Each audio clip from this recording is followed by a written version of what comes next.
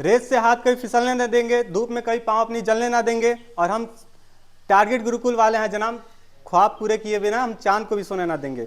नमस्कार, मैं आपका रवि प्रकाश शर्मा आप सभी का स्वागत करता हूं टारगेट सेमेस्टर के ऑनलाइन प्लेटफॉर्म पे।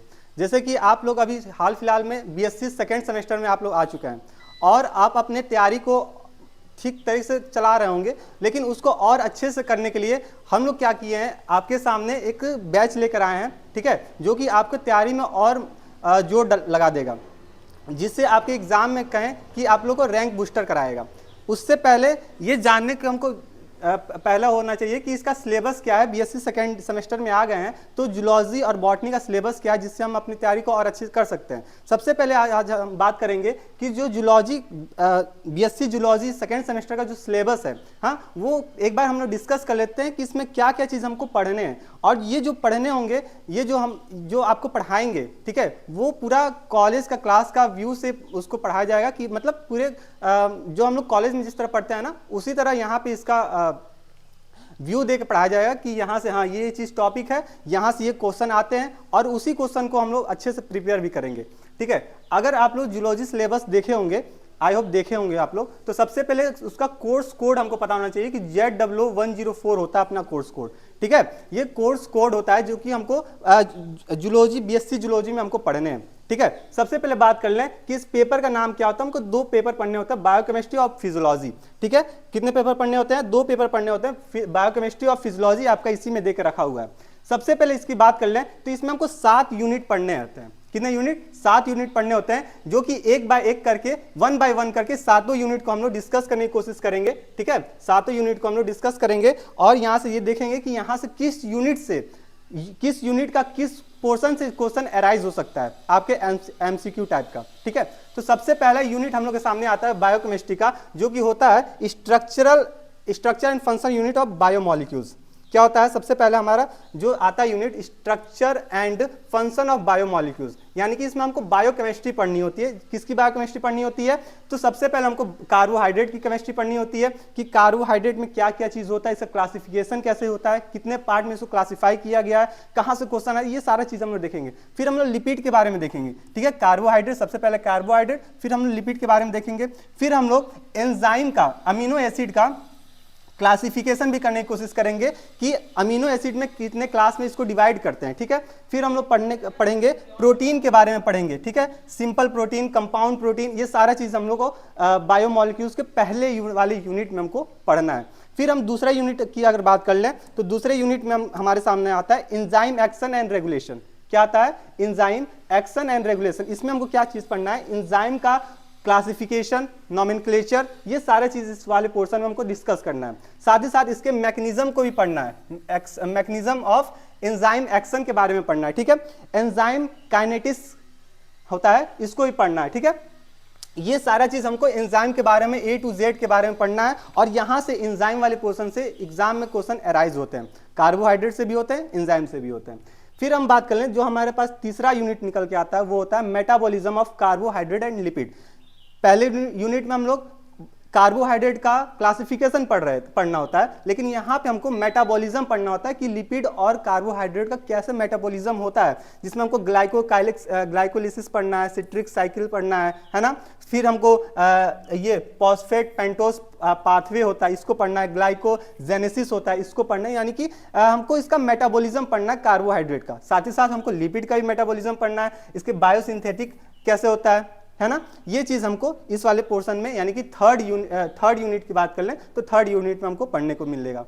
फिर हम बात करते हैं फोर्थ यूनिट में क्या होता है, तो फोर्थ यूनिट की बात कर लेते हैं। तो metabolism of protein and nucleotides हमको देखने मिलता है। क्या होता है? Metabolism of protein and nucleotide, यानी कि कार्बोहाइड्रेट हम लोग पढ़ लेंगे, लिपिड पढ़ लेंगे, एंजाइम पढ़ लेंगे।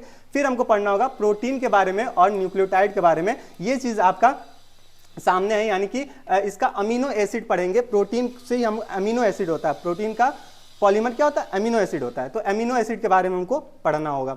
फिर हम बात करेंगे, अब बात आती है, यानी कि हम इतना चीज जो 4 यूनिट था, ये बायोकेमिस्ट्री के यूनिट थे, यानी कि बायोकेमिस्ट्री वाले में 4 यूनिट हमको पढ़ना है।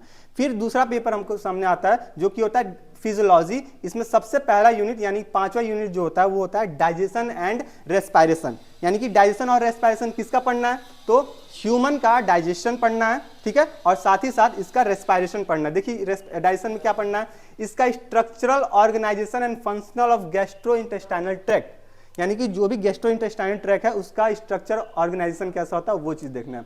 फिर फूड का डाइजेशन कैसा होता है ये चीज देखना है। साथ ही साथ कार्बोहाइड्रेट हम लोग खाए हैं उसका एब्जॉर्प्शन कैसा हुआ ये देखना है। प्रोटीन है, वाटर है, मिनरल्स है, विटामिन है, इसका डाइजेशन एब्जॉर्प्शन कैसा हुआ ये सारा चीज हमको डिटेल में पढ़ना है, ठीक है। साथ ही साथ histology of trachea and lungs, जो हम लोग एलिमेंट्री के ना जो हम लोग का कौन सा है विंड पाइप है ना, रेस्पिरेटरी विंड पाइप है, ठीक है, उसके बारे में हमको पढ़ना, इसका हिस्टोलॉजी कैसे देखने को मिलता है। फिर ये हम लोग को ये चीज हो गया रेस्पायरेशन में ही हो गया, ठीक है। फिर अगला यूनिट आता है अपने पास सर्कुलेशन एंड एक्सक्रीशन। सर्कुलेशन मतलब कहीं ना कहीं हमको ब्लड के बारे में पढ़ना है, ठीक है, ब्लड में कैसे हार्ट का कैसा हार्ट शेप होता है, हाँ, इसमें कैसे सर्कुलेट करता है, सिंगल टाइप डबल सर्कुलेशन क्या होता है ये सारा चीज हमको देखना है। फिर एक्सक्रीशन क्या होता है ये चीज देखना है। देखिए इसमें क्या क्या है, कंपोनेंट्स ऑफ ब्लड हमको पढ़ना है, उनके फंक्शन पढ़ना है, ठीक है। फिर हमको किसके बारे में पढ़ना है, ब्लड क्लोटिंग सिस्टम पढ़ना है, कितने फैक्टर होते हैं, है ना, 12-13 फैक्टर होते हैं, वो सारे फैक्टर को देखना है। फिर RH फैक्टर को देखना है, ABO जो ब्लड ग्रुप होता है उसको बारे में देखना है। साथ ही साथ हम लोग मैमिलियन हार्ट, जो मैमल्स का हार्ट होता है यानी कि 4 चैम्बर जो हार्ट होता है उसका स्टडी करना है। साथ ही साथ इसमें हमको इसका ब्लड प्रेशर, ठीक है, ब्लड प्रेशर के साथ इलेक्ट्रोकार्डियोग्राम क्या होता है ये सारे चीज हमको सर्कुलेशन वाले पोर्शन में पढ़ना है। फिर बात आती है एक्सक्रीशन की, तो एक्सक्रीशन में बात करेंगे किडनी का स्ट्रक्चर पढ़ना है कि जो मैमिलियन किडनी होता है वो कितने पेयर्स का होता है, कितना कैसे उसका स्ट्रक्चर होता है, ये सारा चीज हमको एक्सक्रीशन वाले पोर्शन में हमको देखना है। फिर लास्ट यूनिट आता है जो कि 7वां यूनिट होता है हमारे पास, नर्वस सिस्टम एंड एंड्रिनो क्रोनोलॉजी, ठीक है।